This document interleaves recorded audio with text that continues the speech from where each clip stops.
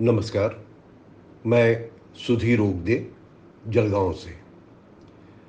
अनुराधा जी का मैसेज आया था कि मैं अपनी एक कविता सदीनामा के लिए ध्वनि मुद्रित करके भेजूं।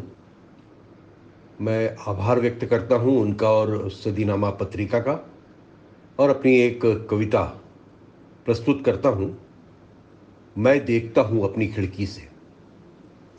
मैं देखता हूं अपनी खिड़की से उस घर को जहां एक जर्जर बूढ़ा अपनी पत्नी के साथ रोज बैठा रहता है बाहर, असहाय, दीन, आत्महीनता के बोझ से दबा हुआ।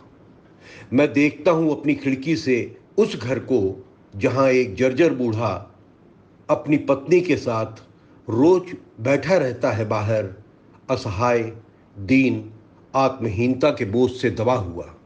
मैं देखता हूं अपनी खिड़की से उस घर को जहां एक सुदर्शन युवक अपनी सुंदर पत्नी के साथ रोज करता दिखता है प्रेमालाप, निडर, प्रफुल्लित, आत्माभिमान से लबालब भरा हुआ।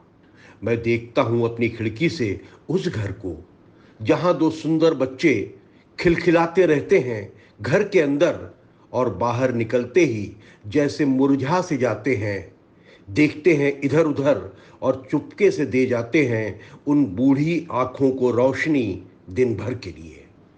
मैं देखता हूं अपनी खिड़की से उस घर को जहां एक जर्जर बूढ़ा जी उठता है उन बच्चों को देखकर, जहां एक कृशकाय औरत देखने लगती है सपने अपने सुखद भविष्य के।